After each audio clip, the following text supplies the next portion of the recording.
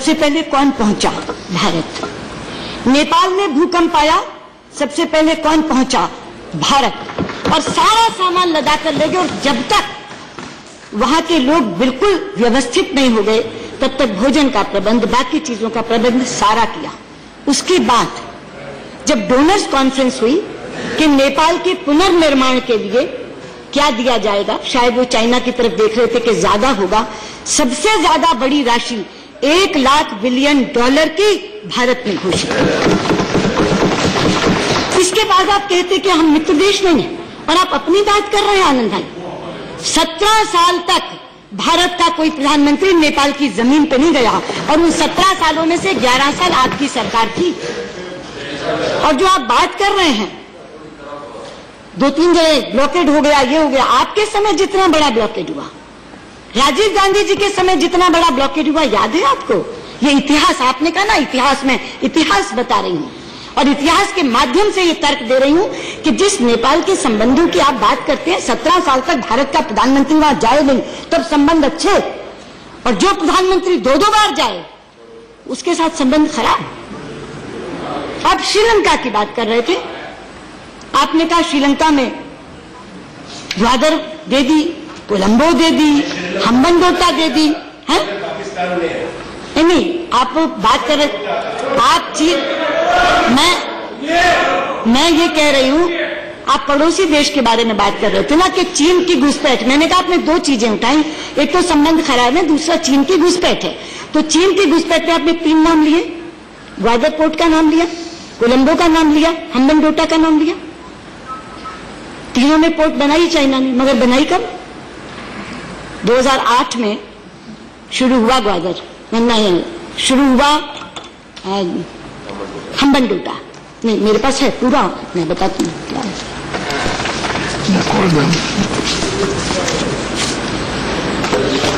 और एक एक चीज बताऊंगी कौन कौन सी चीज शुरू। हम्बनटोटा, श्रीलंका, हम्बनटोटा पहला फेज शुरू हुआ 2008 में, किसकी सरकार थी? कंप्लीट हुआ 2011 में, किसकी सरकार थी? कोलंबो का।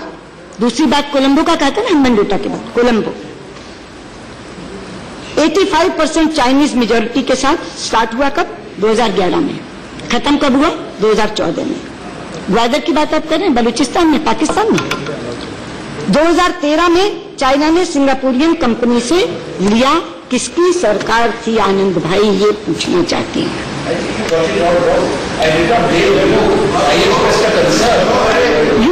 Why did you express the concern? Why were you not concerned in 2008 if you were expressing the concern? Why were you not concerned in 2011? Why were you not concerned in 2013? आज आपको concern याद आया, आज आपको concern याद आया। आप आज हमारी विदेश नीति पर बोल रहे थे, इसलिए जो कंसर्न आप ये बता रहे हैं, उन कंसर्न के जन्मदाता आप हैं। अगर हम्बनटोटा का कंसर्न है, अगर कोलंबो का कंसर्न है, अगर ग्वादर का कंसर्न है, तो मैं कहना चाहती हूँ वो कंसर्न का जन्म कब हुआ? वो कंसर्न का जन्म आपके समय हुआ। इसलिए आज हमारी विदेश नीति पर ये आरोप मत लगाइए कि ये कोलंबो, ग्वादर, हम्बनटोटा हमने दी। हमने तो हम्बनटोटा सिक्योर की, और हमने हम्बनटोटा सिक्योर की। अब जो चाइनीज के साथ डील हुई है उसमें उन्होंने कहा कि कंट्रोल श्रीलंका का रहेगा और आपके सिक्योरिटी कंसर्न्स हम देखेंगे। हमने तो हम्बनटोटा में आपके कंसर्न को एड्रेस किया है, आपके कंसर्न को एड्रेस किया है। बांग्लादेश, शेख हसीना यहां आई, क्या हमने कर दिया ऐसा जो उनके चुनाव के लिए खिलाफ होगा? प्रधानमंत्री मनमोहन सिंह जी प्रधानमंत्री के तौर पर जिस एलबीए को करके आए थे, उसको हमने आगे बढ़ाया, और उसका श्रेय दिया मैंने, और उसका श्रेय दिया मैंने।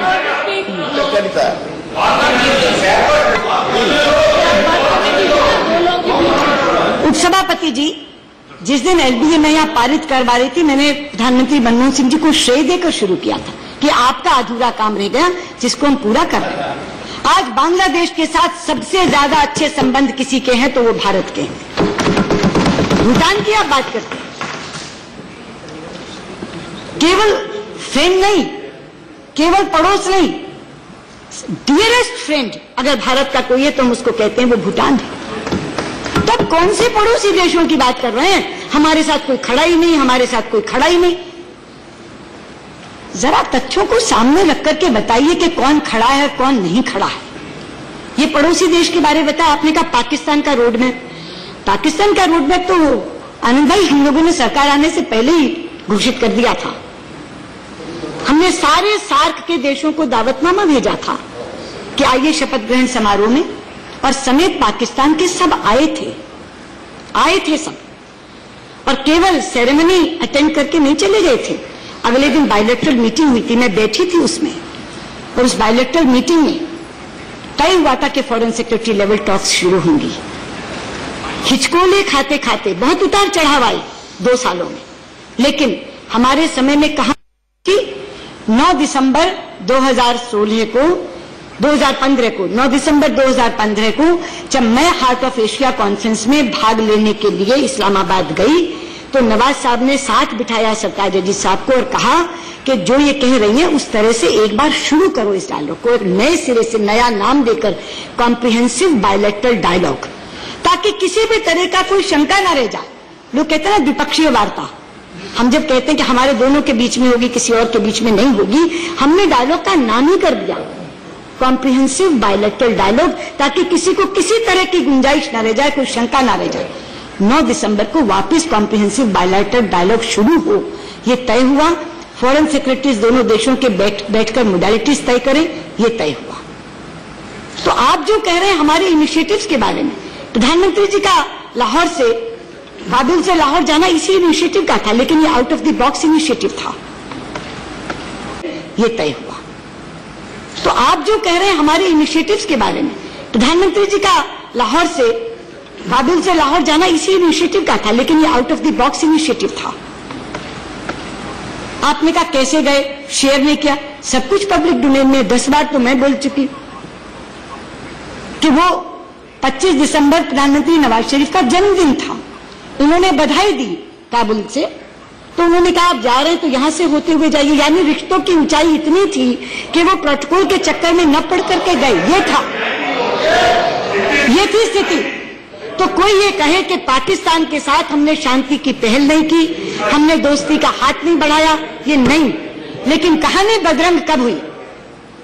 पठानकोट के बाद भी नहीं हुई, क्योंकि पठानकोट के बाद भी पाकिस्तान जो हमेशा डिनायल में जाता था, हर टेररिस्ट घटना के बाद वो ये पहली बार थी कि डिनायल में नहीं गया, और उसने कहा कि हम सहयोग करने को तैयार हैं, हम जो SIT बनाएंगे आप आए। कहानी बदरंग तब हुई जब बुरहान वानी का एनकाउंटर यहां हुआ और नवाज शरीफ साहब ने वहां खड़े होकर के उसको स्वतंत्रता सेनानी शहीद की संज्ञा दी। उसके बाद से चीजें बिगड़ी। तो आप ये कहते हैं रोड मैप, क्या हमने तो रोड मैप बना दिया था, शांति का, दोस्ती का, पाकिस्तान की स्थिरता का, समझौते का, ये हमारा रोड मैप था। लेकिन रोड मैप एक तरफा नहीं चल सकता ना। अब आप कहते हैं कि रोड मैप क्या है, तो रोड मैप तय है। Terror and talks can't go together, this is the road map. जिस दिन टेररिज्म खत्म कर देंगे, जिस दिन आतंकवादी घटनाएं करनी बंद कर देंगे, उस दिन वापस वार्ता शुरू हो जाएगी। ये है रोड मैप। अब बात करते हैं, आप चाइना की बात करते हैं। जहां तक चाइना में डोकलम का सवाल है, जो मनीष जी और सतीश जी ने खासतौर पर उठाया और आप लोग भी जानना चाहते हैं, लेकिन आपने एक बात कही आनंद भाई कि जिस समय 1962 में स्थिति बनी चाइना और भारत के बीच की, तो अटल जी ने एक पत्र लिखा प्रधानमंत्री नेहरू को कि सदन बुलाओ, और प्रधानमंत्री नेहरू ने पॉजिटिवली रिस्पॉन्ड किया और सदन बुलाया। काश आज के विपक्ष ने ये किया होता। मैं बहुत दुखी हूं इस बात से कि सबसे बड़े प्रमुख विपक्षी दल के नेता ने चीन की स्थिति को जानने के लिए भारत के नेतृत्व को पूछने की बजाय चीन के राजदूत को बुलाना चाहिए। और अगर मेरी जानकारी सही है तो शायद आप भी उस मीटिंग में मौजूद थे।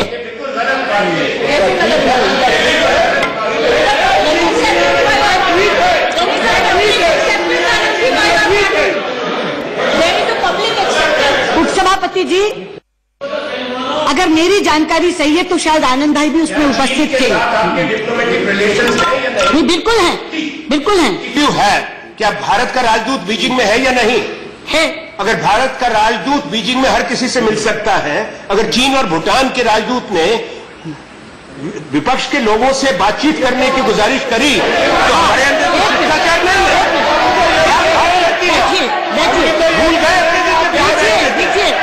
देखिए उपसभापति जी, बहुत अच्छा हुआ, बहुत अच्छा हुआ। ऑर्डर स्वयं प्रश्न करने के बाद मैंने अपने उत्तर में स्वीकार ही नहीं किया, औचित्य ठहराया, जस्टिफाई किया। मैं यही कह रही हूं आपसे, मैं यही कह रही हूं। पहले विपक्ष को भारत का दृष्टिकोण समझना चाहिए था, उसके बाद चीनी राजदूत को बुलाकर कन्फ्रंट करना चाहिए था कि हमारा तो ये पक्ष है।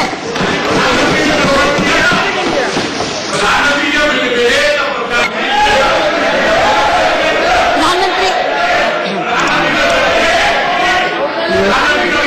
देखिए, मैं एक विनम्रता से, बड़े आदर से आपसे कहूंगा। नहीं, आप बैठिए। बहुत आदर से कहूंगा एक बात, बहुत आदर से, सिर्फ एक बात कहूंगा आपको आदर से। सुनिए, हमने चीन के बारे में आपसे साफ कहा था। चीन के बारे में हमने साफ कहा था। हिंदुस्तान एक बांटिए मत आप सदन को। हमने कहा था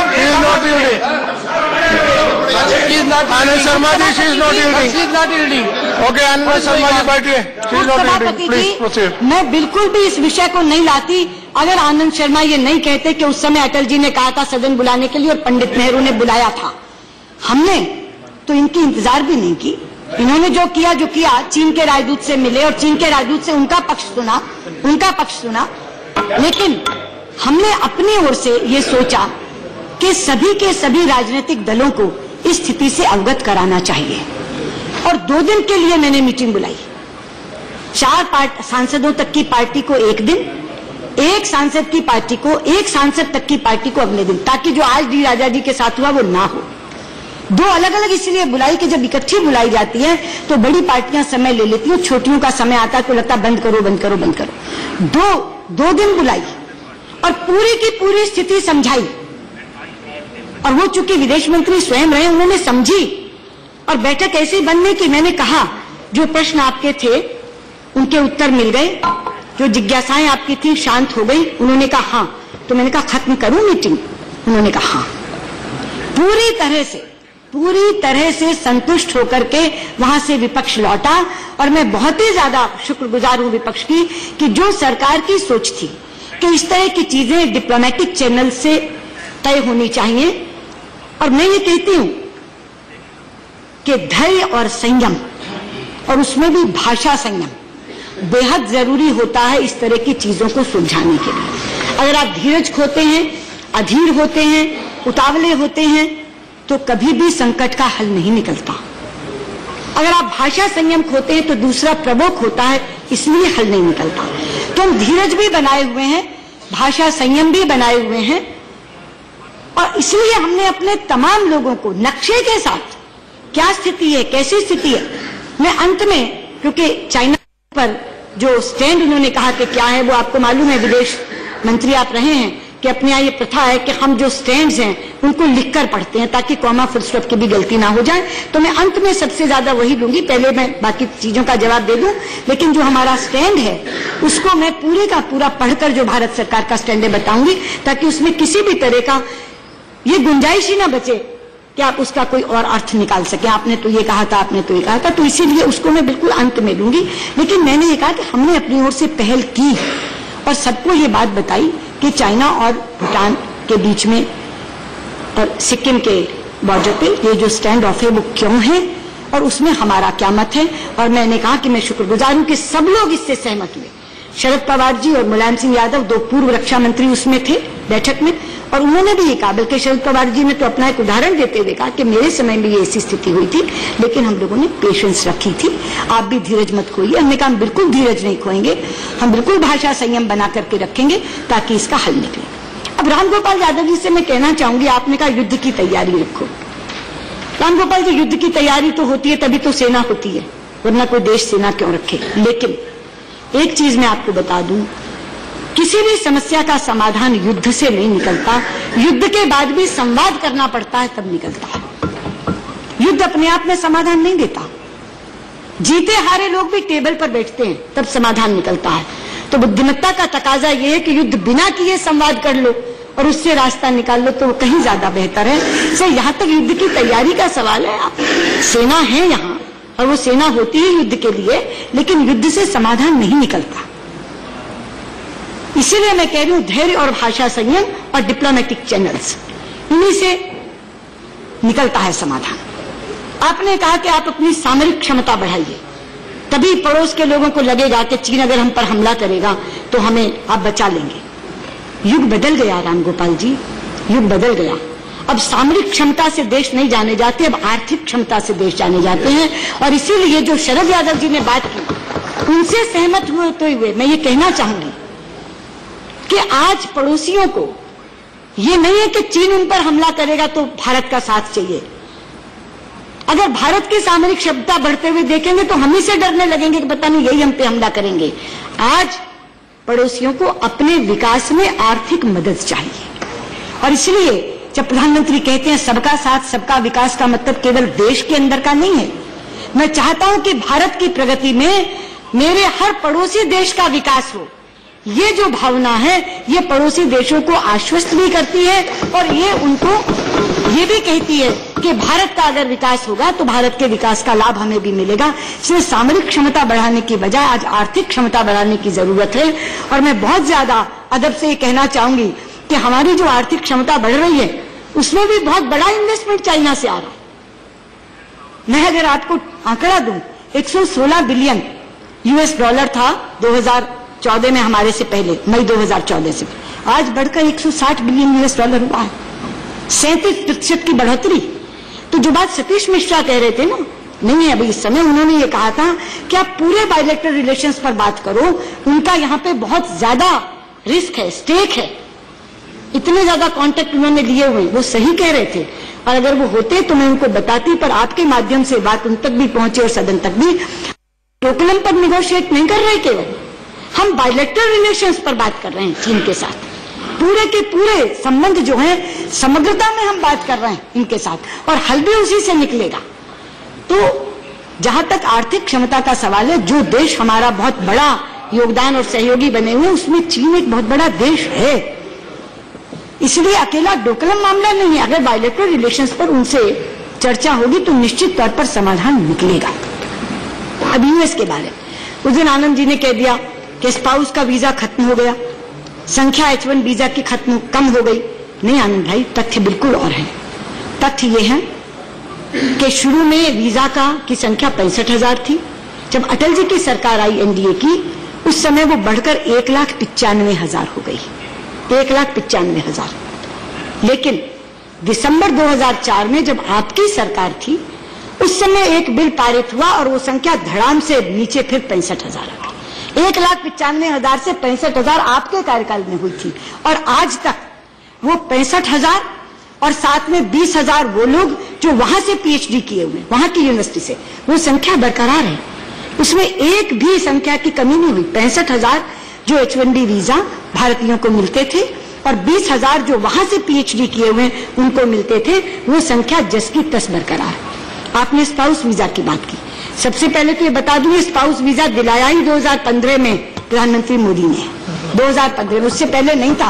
और इसमें कोई परिवर्तन नहीं आया है, कोई भी परिवर्तन नहीं आया है स्पाउसेस को। उन्होंने ये कहा कि यहाँ ये पढ़ी लिखी पत्नियां आती हैं, ये घर पर बैठी रहती हैं, इनको भी नौकरी का मौका मिलना चाहिए, जो माना गया, स्वीकारा गया और उनको ये अधिकार मिला। उस अधिकार में राय रत्ती परिवर्तन नहीं हुआ। तभी मैंने कहा कि चीजें तथ्यों के विपरीत बोली गई। और जहां तक अब आप बात कर रहे हैं इजराइल की, खासतौर पे सीताराम येचुरी, पर US का एक आपका विषय था लिमुआ का, मैं लिमुआ पे भी बता दूं। लिमुआ केवल एक फैसिलिटेटिंग एग्रीमेंट है कॉमरेड, इसमें कहीं ये प्रोविजन नहीं है कि कोई बेस स्थापित कर दिया जाएगा, कहीं ये प्रोविजन नहीं है कि कोई बेसिंग का अरेंजमेंट कर दिया जाएगा। इसलिए ये जो आपका कहना है ना कि हमारी सिक्योरिटी को कोई इससे खतरा पैदा हो गया, बहुत ही ध्यान से, सावधानी से लिमोआ किया गया है और इसमें केवल एक फैसिलिटेटिंग अग्रीमेंट के तौर पर हमने इसको माना है। अब इसलिए मैं जो कह रही थी कि तथ्य विपरीत हैं, तथ्य इसलिए विपरीत हैं कि पड़ोस की बात तो मैंने बता दी। आपने जो रामगोपाल जी कहा कि उस समय अमेरिका पाकिस्तान के साथ था, कहा ना आपने, जब रूस हमारे साथ था तो अमेरिका पाकिस्तान के साथ था। यही है आज की विदेश नीति की सफलता कि आज अमेरिका भी भारत के साथ है और रूस भी भारत के साथ है। और मैं ऐसे ही नहीं कह रही, मैं ऐसे ही नहीं कह रही।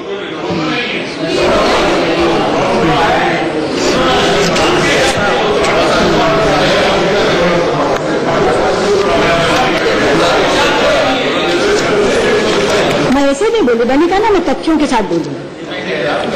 ये 23 जून 2017 अभी डिफेंस मिनिस्टर रशिया क्या कह रहे हैं? आपने कहा ना डिफेंस मैकेनिज्म बना लिया, पाकिस्तान के साथ बना लिया सीताराम येचुरी ने, और रामगोपाल यादव जी कह रहे थे, मैं बताऊं, कोच कर रही हूं को, we are determined to go ahead with building up cooperation in order to enhance to combat readiness of both countries forces and to exchange experience in various defense related matters। और इसके बाद जब speaker गई वहां तो जुलाई 11 को, अभी सदन चल रहा था, जुलाई 11 को कहा Russia shares India's concern over such challenges international terrorism. वो पाकिस्तान का साथ देगा जो हमारा कंसर्न इंटरनेशनल टेररिज्म पे शेयर कर रहा है, जो कॉम्बेटिंग हमारी आर्म्ड फोर्सेस को और ज्यादा मजबूत और दुरुस्त बनाना चाहता है, वो देश उनका साथ देगा। ये हमारी सफलता है कि उस समय अमेरिका पाकिस्तान के साथ था, रूस हमारे साथ था, लेकिन आज भारत की विदेश नीति में अमेरिका भी हमारे साथ है और रूस भी हमारे साथ। अगली बात कॉमरेड येचुरी ने कही इजराइल की, यही बात पाकिस्तान से भी कही कह ही नहीं सकता। दूसरी बात नहीं कहती, इजराइल के बारे में कह ही नहीं सकता। दूसरी बात नहीं कहती, इजराइल के बारे में मैम की पूरी हिस्ट्री रामगोपाल जी ने दी, सीताराम येचुरी ने भी कहा, आनंद शर्मा पहले एक बार फिलिस्तीन पे बोल चुके हैं, दोबारा उन्होंने उठाया इस विषय को। मैं खड़े होकर पूरी दृढ़ता से कहना चाहती हूं सभापति जी, इजराइल हमारा मित्र जरूर है, लेकिन पैलेस्टीनियन के कॉज को हम कभी लेट डाउन नहीं करेंगे, ये हमारा संकल्प है। और मैं बताना चाहूंगी, आप बैठे हैं आनंद जी, आप विदेश मंत्री रहे हैं, क्या आज से पहले इतने साल आपकी सरकार रही, डिप्लोमेटिक रिलेशंस का भी 25वां साल है, एक बार भी दो विदेश मंत्रियों के बीच ज्वाइंट कमीशन मीटिंग हुआ? नेवर। पहली बार हमने जेसीएम मैकेनिज्म बनाया, मैं स्वयं गई और हमने पैलेस्टाइन की फॉरेन मिनिस्टर के साथ मैंने स्वयं जेसीएम की। और जब मैं गई तो पहले पैलेस्टाइन गई, फिर इजराइल गई। हमारे राष्ट्रपति गए, पहले पैलेस्टाइन गए, फिर इजराइल गए। हमारे प्रधानमंत्री गए तो उनसे 2 महीने पहले पैलेस्टाइन के प्रेसिडेंट यहां आए, उन्होंने उनको रिसीव किया। और वो केवल इजराइल क्यों गए? क्योंकि उनकी ये साधारण यात्रा नहीं थी, इजराइल की डिप्लोमेटिक रिलेशंस का 25वां साल था। वो डिप्लोमेटिक रिलेशंस आप ही की सरकार के समय, नरसिम्हा राव जी के समय स्थापित हुए थे, उसकी 25वीं सालगिरह मनाने के लिए वो गए। और मैं वो जॉइंट स्टेटमेंट बताती हूँ, आपने कहा not a word in this statement, comrade, not a word. How many words? Joint statement 2017। The two prime ministers discussed the developments pertaining to the Israel-Palestinian peace process. They underlined the need for the establishment of a just and durable peace in the region. They reaffirmed their support for an early negotiated solution between the sides based on mutual recognition and security arrangements. 5 sentences. आपने कहा not a word. Not a word.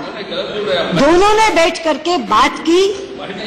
और मैं एक और चीज बता दूं, जब मैं गई तो मेरी जेसीएम तो विदेश मंत्री के साथ थी, लेकिन प्रेसिडेंट अब्बास के साथ एक लंबी मीटिंग हुई।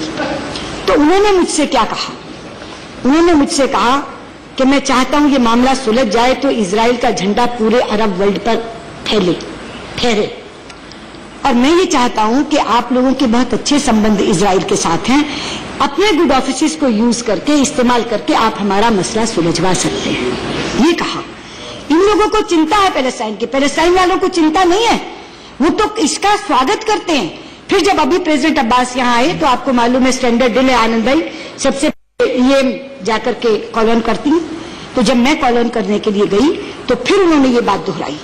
और प्राइम मिनिस्टर के साथ जब डेलीगेशन लेवल टॉक्स में थे, जब रिस्ट्रिक्टेड टॉक्स में थे, दोनों में मैं बैठी थी, तो दोनों में उन्होंने ये बात दोहराई और उन्होंने ये कहा कि आप जो इजराइल के साथ आपकी दोस्ती है, मित्रता है, उसका लाभ उठा करके आप हमारा मसला सुलझवा दीजिए।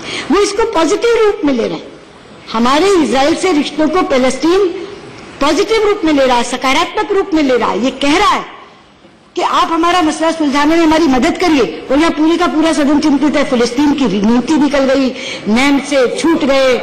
पंडित जी ने कहा था, अच्छा पंडित जी ने कहा था, आपने कहा आनंद जी कि मैं बांडुंग में गई, मैंने पंडित नेहरू का नाम नहीं लिया।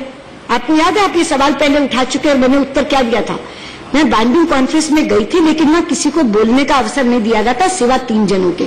जब मैंने वहां भाषण ही नहीं दिया तो मैं पंडित नेहरू का नाम कहां से लेती? केवल 3 हेड ऑफ स्टेट्स बुलवाए गए थे। Minister of state delivered a speech and I am saying this on the floor of the house. I will place it tomorrow morning, a copy of the speech of V.K. Singh, your Minister of State. मैंने आपसे कहा था, in the 60th anniversary of the Bandung, I will place it tomorrow, and I'll prove your government wrong. यही तथ्य गलत है। It was not the 60th anniversary of Bandung, it was 60th anniversary of Asia Africa Conference. That is what the Bandung Conference next day हुई है। मालूम होना चाहिए, Bandung Conference was Asia Africa Conference. Next day हुई है। That is what the Bandung Conference was. Was there 2 Bandung conferences? Yes, there were 2 conferences. No. Yes, there were 2 conferences. Asia. Okay. All right. Now proceed. उपसभापति जी, there were 2 conferences. There were 2 conferences. 60th anniversary of Asia Africa Conference, जिसमें हम सबको बुलाया गया था, लेकिन Bandung conference अगले दिन जब हुई, केवल 3 हेड्स ऑफ स्टेट्स को बुलाया गया, उसमें भी एक इंडोनेशिया के स्वयं के प्रेसिडेंट थे। तो वो जो कह रहे हैं कि वो बांडुंग के संस्थापक है, मुझे बहुत अच्छा लगा कि वहां प्रधानमंत्री नेहरू की फोटो थी, सब जगह इकट्ठी होर्डिंग्स थी, मेरा माथा गर्व से ऊंचा हुआ। लेकिन वहां चूंकि बोलने का मौका नहीं मिला, इसलिए मैं पंडित नेहरू का नाम ले ही नहीं सकती थी। ये मैंने आपसे बात की। वो इंडो, मैं कह रही हूँ, मैं बोल रही हूँ 2 कॉन्फ्रेंसेस थी। हाँ, तो एशिया अफ्रीका कॉन्फ्रेंस में वो बांडुंग की बात कर रहे हैं। अब ये 2 अलग सम्मेलन है, ये 2 अलग सम्मेलन है। तो उपसभापति जी, मैंने पड़ोस के बारे में बताया कि तथ्यों के विपरीत धारणा बनी है। मैंने रशिया के बारे में बताया कि अलग धारणा गलत बनी है। मैंने फिलिस्तीन के बारे में बताया। अब मैं वेस्ट एशिया पर आती हूँ। उपसभापति जी, मोदी सरकार आने से पहले अगर सबसे ज्यादा उन लोगों को चिंता थी जो वेस्ट एशिया के बहुत समर्थक हैं, उन्हें यह थी कि शायद भारत की विदेश नीति में से वेस्ट एशिया गोल हो जाएगा, क्योंकि सारे के सारे वो मुस्लिम बहुल देश हैं, और इसलिए उनको लगता था कि अरब वर्ल्ड के साथ हमारा कोई रिश्ता अच्छा नहीं रह जाएगा। और उन्हें यह भी डर था कि वहां हमारे इतने ज्यादा नंबर में श्रमिक हैं, उनका क्या होगा। लेकिन आज यहां कहना चाहती हूं, आज के दिन अगर सबसे ज्यादा अच्छे रिश्ते अरब वर्ल्ड के किसी के साथ हैं तो हिंदुस्तान के साथ। और इसका भी तथ्य देती हूं, पहली बार आबू धाबी के क्राउन प्रिंस हमारी 26 जनवरी के चीफ गेस्ट बनकर आए थे। दूसरा उदाहरण, सऊदी अरबिया में, जब सऊदी अरबिया में हमारे प्रधानमंत्री गए तो सऊदी नरेश ने अपने देश का सर्वोच्च सिविल सम्मान से उनको नवाजा था। और तीसरा उदाहरण देती हूं, जिसका जिक्र किया था रामगोपाल जी, आपने यमन का जिक्र किया था। मैं कहना चाहती हूं आपसे, अगर हम यमन से लोगों को निकाल कर ला सके तो क्यों निकाल कर ला सके। लड़ाई किनके बीच में हो रही थी? सऊदी अरब और यमन। सऊदी अरब गोलाबारी कर रहा था, इस कारण से यमन का हवाई अड्डा बंद था। मैंने प्रधानमंत्री जी से कहा कि आप एक बार सऊदी नरेश से बात करेंगे, अगर वो गोलाबारी बंद कर दें कुछ दिनों के लिए तो हम अपने लोग निकाल लें। उन्होंने बात की, मेरे सामने बात की। तो सऊदी नरेश ने कहा कि कई दिनों के लिए तो नहीं, ऐसा करते हैं हर दिन 2 घंटे के लिए गोलाबारी बंद कर देते हैं 9 से 11। आप यमनियों से बात कर लो, अगर वो हवाई अड्डा उस समय खोल दें तो आप अपने लोगों को निकाल लो। कितनी जटिल स्थिति थी। 3 ही तरीके हैं लोगों को निकालने के लिए, जल थल नभ, या सड़क के रास्ते निकालो, या समुद्र के रास्ते निकालो, या आकाश के रास्ते निकालो। आकाश के रास्ते विमान से, समुद्र के रास्ते शिप से, और सड़क के रास्ते बस से, रेल से। पूरे यमन में लड़ाई हो रही थी, कोई बस चल नहीं सकती थी, समुद्र में लुटेरे बैठे थे, पूरा का पूरा पायरेसी से ग्रस्त क्षेत्र है, और आसमान से गोलाबारी हो रही थी। ऐसी स्थिति में जब उन्होंने कहा कि सऊदी नरेश से बात हो गई है और वो कह रहे हैं कि हम रोज नहीं 9 से 11 में 2 घंटे के लिए गोलाबारी रोक दिया करेंगे, तो अब तुम यमनियों से बात करो कि वो हवाई अड्डा खोल दें। ये थी भारत की विदेश नीति की सफलता। 9 से 11 रोज 2 घंटे सऊदी अरब गोलाबारी रोकता था और यमनी हवाई अड्डा खोलते थे, और उसके कारण से जनरल वीके सिंह गवाह हैं, व्यक्तिगत तौर पर जाकर खड़े थे।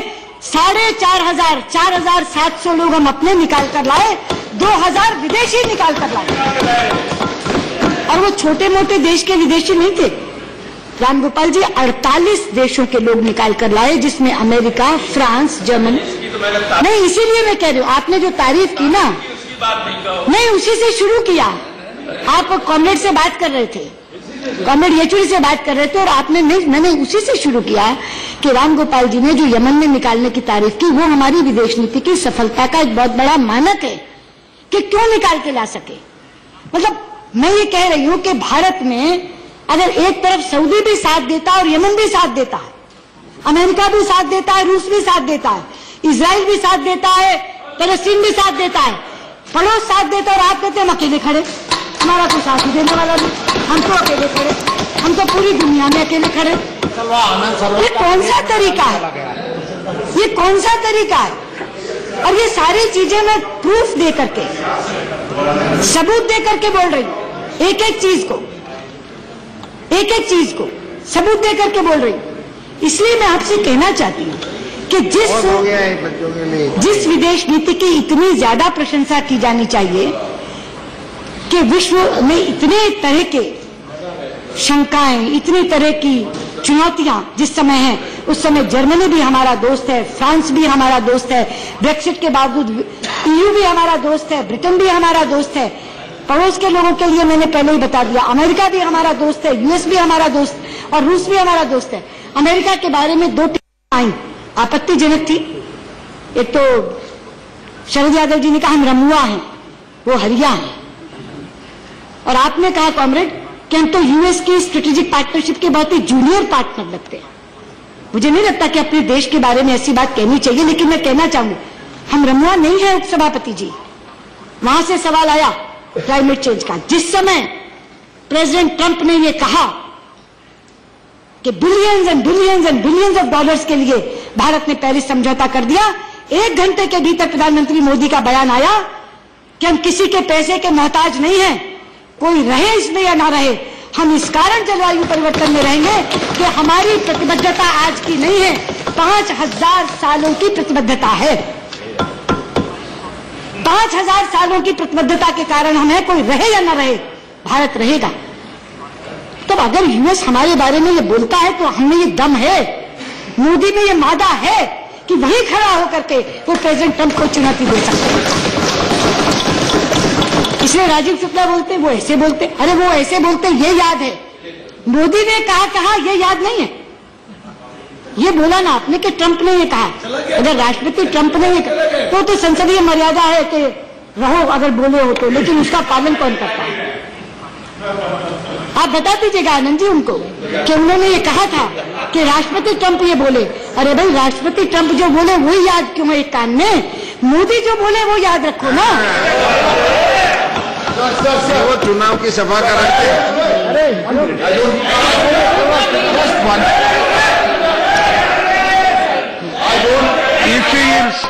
The minister is a very senior. I've got no issue. So I just want to make a clarification. If she yields, If she yields, sir मैं आपसे यही कह रही हूँ। I was only making a clarification. If she yields, There was a discussion here on the Bandung conference. she has to. We have Wi-Fi in the No, Rajya she Sabha. has to yield. The text of the Bandung conference is here. It's not Bandung, it is Asia Africa conference. not Bandung, is No. What I'm Anand again and Sharma again ji was saying, Derek. the text of the conference is here. There is no mention of Pandit Nehru. That's I'm telling you. Okay. That she admitted. No, nothing. She also said that. In 2 days. No, No not mention. Bandung was in Bandung. ये दो Okay. सम्मेलन थे Derek जी, और दोनों अलग अलग जगह थे। जो बैंडुंग कॉन्फ्रेंस थी वो बैंडुंग में ही थी। बैंडुंग में हम नहीं गए, मतलब हम गए, हमें बोलने का वहाँ मौका नहीं था। बहुत हो गए आप बार-बार एक ही चीज को कह जा रहे हैं, स्पष्टीकरण देते हैं। No. Minister, you need not react. You reply. Asia Africa Bandung. You need not react to everything. You only reply. She is not yielding. Yeah. उपसभापति जी, She is not yielding. Why? मैंने कम से कम 10 बार इसका स्पष्टीकरण दिया है। ये दो अलग कॉन्फ्रेंसेस थी, दो अलग स्थानों पर थी, दो अलग दिनों में थी। Okay. बैंडुंग कॉन्फ्रेंस अगले दिन थी, बैंडुंग में थी। उस कॉन्फ्रेंस में हमें बोलने का अवसर नहीं था। जो Okay, that's very clear. Asia Africa conference थी वो एक दिन पहले थी और अलग शहर में थी। Yeah. यानी दो कॉन्फ्रेंसेस, दोनों कॉन्फ्रेंसेस 2 दिन में, दोनों कॉन्फ्रेंसेस 2 अलग स्थानों पे, दोनों के नाम अलग। बैंडुंग कॉन्फ्रेंस में हम लोग बुलाए गए थे बोलने के लिए, केवल 3 लोगों को समय मिला। बार बार उसी चीज को उठाया जा रहा है। You said it many times. That's okay. Proceed.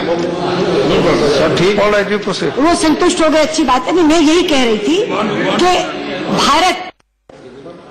Bharat की विदेश नीति इस समय इतनी ज्यादा ऊंची है और इतनी ज्यादा अच्छी है कि पूरे विश्व के लोग और विश्व के पटल पर, ये कहते हैं विदेश यात्रा में जाते हैं, विश्व के पटल पर जब प्रधानमंत्री जाते हैं तो आज वो ग्लोबल एजेंडा शेप करने वाले प्रधानमंत्री बन गए हैं।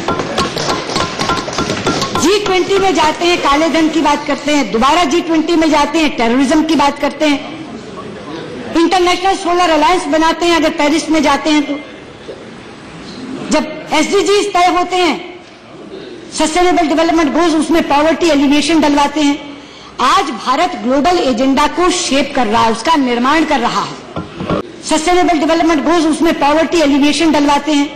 आज भारत ग्लोबल एजेंडा को शेप कर रहा है, उसका निर्माण कर रहा है। अगर वो SCA के मेंबर बन के जाते हैं तो अस्ताना में जब बात करते हैं प्रेसिडेंट शी जिनपिंग से, तो आर्टिकुलेशन जो कहा कि सुषमा जी का बयान, वो मेरा बयान नहीं है, वो प्रधानमंत्री मोदी की प्रेसिडेंट शी जिनपिंग को कही गई बात है कि let us not convert our differences into disputes. और रामगोपाल जी, वो सीमा विवाद के बारे में नहीं था, सभी मतभेदों के बारे में था। वो मेरा वक्तव्य नहीं था, वो वक्तव्य प्रधानमंत्री जी का था, और वक्तव्य भी नहीं था। जब उन्होंने अस्ताना में बात की तब उन्होंने कहा कि मतभेद होते हैं देशों के बीच में, हमारा भी बाउंड्री डिस्प्यूट भी है, बाकी मतभेद है, NSG पे मतभेद उभरा हुआ है, लिस्टिंग ऑफ मसूद अजहर पे उभरा हुआ है, CPEC पे उभरा हुआ है, लेकिन हम अपने मतभेदों को विवादों तक ना बढ़ने दें, विवादों में ना बदलने दें, ये उनकी बात है। लेकिन मैं हैरान थी, CPEC मुझे राजीव शुक्ला खड़े होकर के कह रहे हैं कि हम OBOR कॉन्फ्रेंस में क्यों नहीं गए और हम CPEC का हिस्सा क्यों नहीं बन रहे। नेपाल बन गया, बांग्लादेश बन गया। सभापति जी, CPEC कहां से जा रहा है इसकी खबर है उन्हें? रात और दिन हम कहते हैं कि POK हमारा अभिन्न अंग है, POK is an integral part of India, पूरे का पूरा कश्मीर हमारा है। CPEC POK के 400 किलोमीटर में से निकल रहा है। ये हमारी सॉवरेनिटी का, आपने कहा, आप ही की पार्टी के है ना राजीव शुक्ला, आपके सामने कहा ना कि हम OBOR में क्यों नहीं गए? हम CPEC हम मान क्यों नहीं लेते? अरे हम मान क्यों नहीं लेते? ये टेरिटोरियल इंटेग्रिटी का मामला है, ये हमारी सॉवरेनिटी का मामला है, और आप चाहते कि हम OBOR में चले जाएं? क्या कहें कि POK हमारा हिस्सा नहीं रहा, आप कनेक्टिविटी के नाम पे वहां सड़क बना लीजिए। ये तो यहां कहा गया है। मैं कह रही हूं कि चीन के प्रति की जो बातचीत है उसमें चीनी राजदूत से तो पूछेंगे डोकलम, और यहां खड़े होकर सदन में कहेंगे CPEC को जाते क्यों नहीं, यानी दे दे 400 किलोमीटर, बनाए चीन सड़क। ये कौन सी नीति है? अरे भाई, प्रमुख विपक्षी दलों, जिम्मेदारी की तरह बात करो। और आप आपने मैंने आपका नाम कब लिया? जिसने कहा उसकी बोलो। वो बात राजीव शुक्ला की कर रही हूँ, आपकी नहीं कर रही। From the party, that was his individual opinion. That was his individual opinion. भाईजान, आप भी यहीं बैठे थे। Are you yielding? नेता प्रत्यक्ष यहाँ बैठे थे। That was his individual opinion. Okay, okay. I said so. मैं आपको थोड़ी कह रही हूँ, आपकी पार्टी का। अच्छा, मुझे ये बताइए, एक मिनट, मैं आपकी बात मानती हूँ, क्या आपकी पार्टी में इतना लोकतंत्र है कि विदेश नीति पर आनंद शर्मा कुछ बोले और राजीव शुक्ला कुछ? सदन में सबने सुना कि नहीं सुना कि सीपीसी क्यों नहीं दे देते, वो भी और में क्यों नहीं गए? इसलिए मैं कहना चाहती हूँ उपसभापति जी, इस तरह की बात तो सदन में कही गई है। आनंद शर्मा जी को तो मैं कही, आपको एट्रीब्यूट थोड़ी कर रही हूँ, ये रिमार्क्स जिसने बोला उसको एट्रीब्यूट कर रही हूँ। और सबने सुना, कैसे बोलने दिया कांग्रेस पार्टी के नेताओं ने? ये बात कहां से आई उनके दिमाग में कि सीपीसी हम विरोध क्यों कर रहे हैं सीपीसी का? इसीलिए मैं कहती हूँ सभापति जी, जो विषय थे उनका तो जवाब मैंने दे दिया, सारे विषयों का जवाब मैंने दे दिया। जो नवनीत कृष्णन जी कह रहे थे कि श्रीलंका के प्रति हम सॉफ्ट हैं, यू सेड कि हम we are soft towards Sri Lanka. No Navneet ji, जहां भी सिक्योरिटी का प्रश्न आता है वहां बहुत ही वेहीमेंटली, और जहां भारतीय मछुआरों का सवाल आता है वहां भी पुरजोर ढंग से हम श्रीलंका के सामने अपना विरोध दर्ज कराते हैं। हम सॉफ्ट नहीं। लेकिन एक बात और कह करके खत्म करना चाहूंगी कि हमारे कुछ साथियों को झगड़ा लगाने की आदत है। आनंद शर्मा ने थोड़ी सी चिंगारी डाली, शरद यादव ने आगे बढ़ाई, कॉमरेड सीताराम येचुरी ने आगे और ज्यादा आग लगा दी, बाद में राजीव शुक्ला उसमें आ गए, और उसके बाद आ गए बाजवा जी। सबने एक बात, आपका उपयोग नहीं हो रहा, पीएमओ नीति चलाता, वो नीति बनाता। पहले तो आपने मुझे कहा आप साथ क्यों नहीं जाती? प्रधानमंत्री जी, मैं आपसे पूछना चाहती हूँ, नहीं ले जाते, यही कहा ना?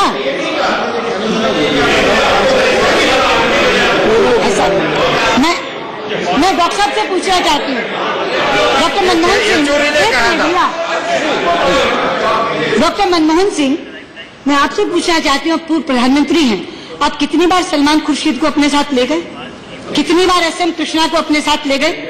कौन से प्रोटोकॉल के तहत विदेश मंत्री हर बार प्रधानमंत्री के साथ जाता है? प्रोटोकॉल ये है आनंद जी, आप तो जानते हैं, जिन मल्टीलैटरल में विदेश मंत्रियों का स्पेसिफिक रोल होता है, जैसे सार्क में स्पेसिफिक रोल है हमारा, तो हमेशा विदेश मंत्री जाते हैं। वरना विदेश मंत्री अपनी अलग यात्रा करते हैं, प्रधानमंत्री अलग यात्रा करते हैं, तभी पूरा का पूरा संसार पूरा हो पाता है। और जब मैं यात्रा करती हूँ तो मैं केवल विदेश मंत्री से मिलकर नहीं चली आती। आज भारत का वो बुलंदी आ गई है कि वहां के राष्ट्रपति, वहां के प्रधानमंत्री दोनों मुझे मीटिंग्स देते हैं और उनसे मिलने के बाद में आते हैं। और मैं एक बात और कह दूं, ये जो कहा जाता है ना, और ये जो कहा जाता है ना कि पीएम, ये जो कहा जाता है कि पीएम नीति चला रहे हैं, आप तो स्वयं साक्षी हैं इसके। मेरे से पूर्व वाले सरकार नहीं, आपसे भी मिलते थे, मैंने ये कब कहा नहीं मिलते थे। मेरे से पूर्व के विदेश मंत्री पता नहीं कैसा भाग्य लेकर आए थे, क्योंकि उस समय तो ना नीति एमईए ड्रिवन थी ना ईएम ड्रिवन थी, उस समय तो नीति पीएमओ ड्रिवन थी, नॉट पीएमओ ड्रिवन थी। लेकिन मैं सौभाग्यशाली हूं कि मुझे एक ऐसे प्रधानमंत्री का नेतृत्व मिला है जहां एमईए पूरे का पूरा सहायक का रोल करता है, और हर नीति तय करते समय प्रधानमंत्री मुझसे विचार विमर्श करते हैं। डंके की चोट पर सदन में कहना चाहती हूँ। अब मैंने कहा था कि मैं अंत में जो चीन का मामला है उस पर हमारा क्या स्टैंड है वो मैं यहाँ पढ़ना चाहूंगी, तो वो मैं पढ़ दूं, उतनी अनुमति मुझे दे दीजिए।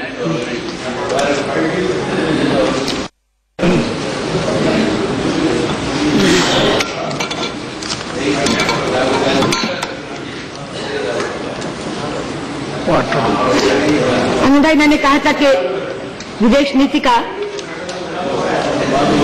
अब फिर आप लोग बात करोगे, फिर कहोगे मुझे सुना नहीं, आपने मेरा नाम नहीं लिया। अब बात मत करो, जो इंडिया का स्टैंड है, जो सबने जानना चाहा है और अलग से नरेश अग्रवाल जी का नोटिस था, वो चाइना पर जानना चाह रहे थे और मैंने कहा था कि सारे नोटिस स्क्रब कर दूं और सबको बोलने का मौका मिल जाए। तो मैं इंडिया पे हमारा क्या, हाँ उसी पे दे रही हूँ, लेकिन सब लोग पूरे पर भी जानना चाह रहे हैं तो मैं ये दे रही हूँ स्टेटमेंट। ये इंडिया का स्टैंड है चीन के प्रति, जो मैंने वैसे कहा कि धैर्य और भाषा से। Honorable Deputy Chairman, our relations with China have recently come under renewed focus due to developments in the Doklam area in the Sikkim sector, close to the India-China-Bhutan tri-junction boundary point. India's position on this issue has been articulated in the press statement issued by Minister of External Affairs on June 30th. Our concerns emanate from Chinese actions on the ground, which have implications for the determination of tri-junction boundary point between India, China and Bhutan, and the alignment of India-China boundary in the Sikkim sector. Both these aspects of tri-junction point and India-China boundary alignment in the Sikkim sector had been earlier addressed in a written common understanding reached between the special representatives of India and China on the boundary question in December 2012. Point 13 of the common understanding states that, on quote, the tri-junction boundary points between India, China and third countries will be finalized in consultation with the concerned countries. Since 2012, we have not held any discussions on the tri-junction with Bhutan. The Chinese action in the Doklam area is therefore of concern. With regard to the boundary in Sikkim sector, there are still steps to be covered before the boundary is finalized. This understanding has been reflected in the common understanding of December 2012 in point number 12, which states that, I quote, there is mutual agreement on the basis of the alignment of the India-China boundary on the basis of, underlining, there is mutual agreement on the basis of the alignment of the India-China boundary in the Sikkim sector as provided by the convention between China and Great Britain relating to Tibet and Sikkim signed in 1890. Then, during the 8th Special Representative meeting in June 2006, the Chinese side had in fact handed over a non-paper for separate agreement on the boundary in Sikkim sector. The non-paper had proposed that both sides, I am again quoting, that both sides may, based on the above mentioned historical treaty, that is 1890 convention, verify and determine the specific alignment of the Sikkim sector and produce a common record. On this basis, as an initial result of the boundary settlement, both sides may negotiate and sign an agreement on the boundary alignment in the Sikkim sector to replace the historical treaty. Subsequently, in special representatives meetings, the Chinese side has made the proposal for finalizing the boundary in Sikkim sector, terming it as an early harvest of the SR process. This clearly confirming that the boundary is in the Sikkim sector is not yet finalized. Otherwise, they would not have used this term, early harvest. As we say, low-hanging fruit. It was an early. Yes, we have noted the Chinese side has selectively quoted parts of Prime Minister Jawaharlal Nehru's letter, selectively they are quoting, of 22nd March 1959 pertaining to the India-China boundary in the Sikkim sector.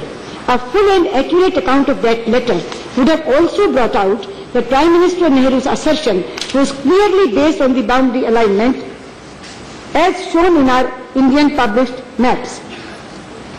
The Chinese side in their recent document published on the website of their foreign ministry have expressed commitment to maintaining peace and tranquility in the India-China border areas. India always believes that peace and tranquility in the India-China border areas is an important prerequisite for smooth development of our bilateral relations.